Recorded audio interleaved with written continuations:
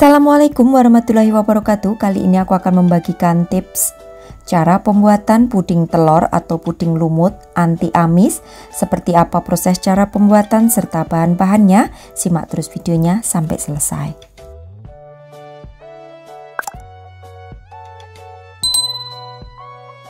Siapkan untuk bahan-bahannya. Jadi di sini aku menggunakan 700 ml air gula merah. Ini dari 200 gram gula merah ditambah dengan 700 ml air yang aku rebus, lalu biarkan hingga dingin terlebih dahulu dan tambahkan di sini dengan 3 sendok makan gula pasir. Tambahkan juga dengan 1 bungkus bubuk agar-agar. Di sini gunakan yang tanpa warna ya. Dan juga tambahkan untuk 1 sendok makan bubuk jelly, juga gunakan yang tanpa warna. Aku selalu menggunakan tambahan bubuk jelly ya, supaya nanti pudingnya itu tidak berair.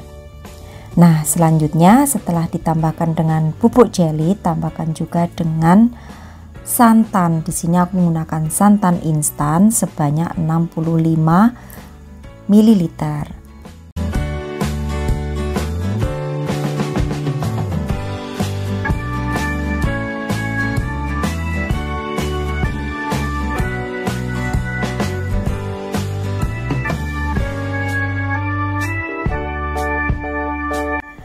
Lalu aduk hingga semuanya tercampur rata.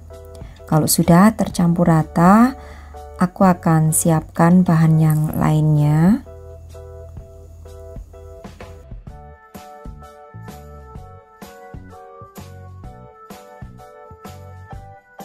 Siapkan untuk 2 butir telur.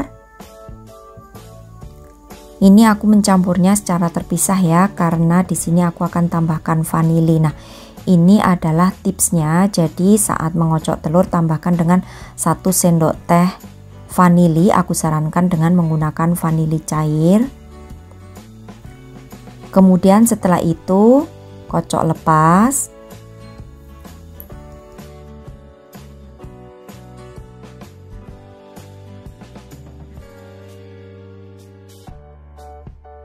Selanjutnya tuang ke dalam panci dan tambahkan juga dengan 1 lembar daun pandan. Ini juga bisa mengurangi aroma amis daripada telur. Nah, kalau sudah semuanya tercampur jadi satu, kemudian masak hingga mendidih dengan menggunakan api yang sedang cenderung kecil. Di sini juga tips untuk mendapatkan lumut itu, jika kalian ingin mendapatkan hasil puding lumutnya itu besar-besar, maka jangan terlalu sering diaduk. Mengaduknya hanya di bagian permukaannya aja. Tapi jika kalian ingin mendapatkan hasil puding lumutnya itu kecil-kecil hasilnya, maka aduk sesering mungkin hingga ke dasar loyang. Nah, karena aku menginginkan puding lumutnya ini nanti besar-besar, jadi hanya aku aduk di bagian permukaannya seperti ini aja hingga mendidih ya.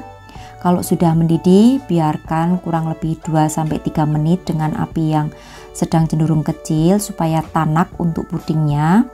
Kalau sudah, matikan api kompornya dan buang uap panasnya terlebih dahulu. Baru nanti kalau sudah uap panasnya itu sedikit menghilang, tinggal dituang ke dalam loyang.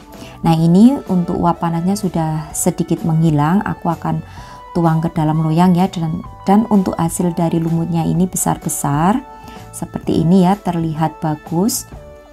Nah, ini aku menggunakan loyang berukuran 800 ml yang sudah aku basahi terlebih dahulu dengan menggunakan air matang.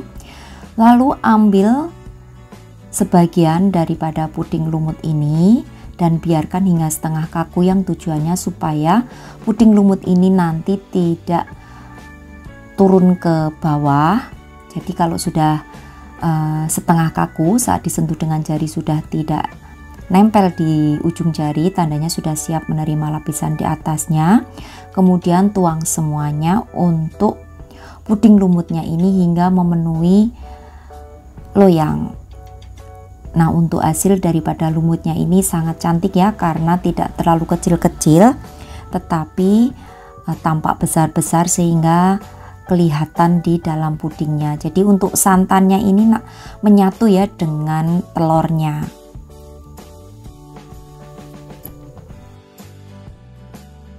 Nah, kalau sudah semuanya puding masuk ke dalam loyang, lalu biarkan hingga dingin dan mengeras. Untuk pudingnya bisa disimpan di dalam kulkas ya selama 1 sampai 2 jam.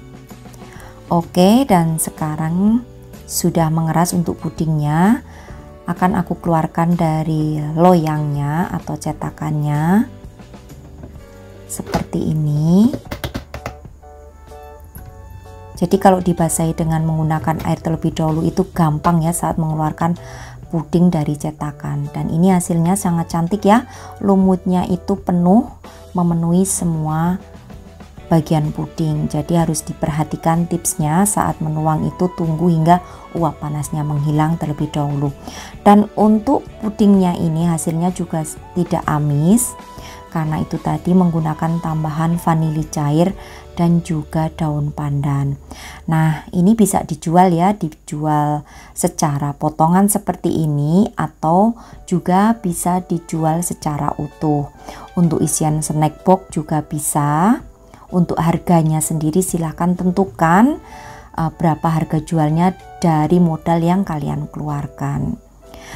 Untuk satu resep ini bisa menjadi 12 potong karena ini cetakannya sudah berbentuk lekuan-lekuan ya, jadi enak untuk memotongnya, bisa sama besarnya. Dan seperti ini untuk hasil di bagian dalam pudingnya.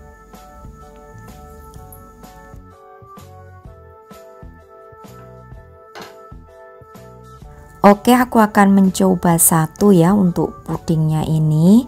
Dan aku tuh sangat senang ya dengan puding gula Jawa telur seperti ini karena rasanya itu enak. Ada rasa gula Jawanya, gurih daripada telurnya. Seperti ini. Untuk teksturnya juga kenyal, tidak berair. Juga yang paling utama yaitu tidak amis untuk pudingnya ini. Jadi mudah-mudahan tips dari aku ini bisa membantu sahabat aku semua di rumah yang sering mengeluh atau mempertanyakan kepada saya gimana membuat puding telur itu supaya tidak amis. Nah, itu tadi ya tipsnya, mohon diperhatikan. Nah, jika ingin dijual potongan untuk isian snack box bisa diletakkan di dalam plastik yang ada perekatnya seperti ini supaya lebih terlihat higienis aja ya.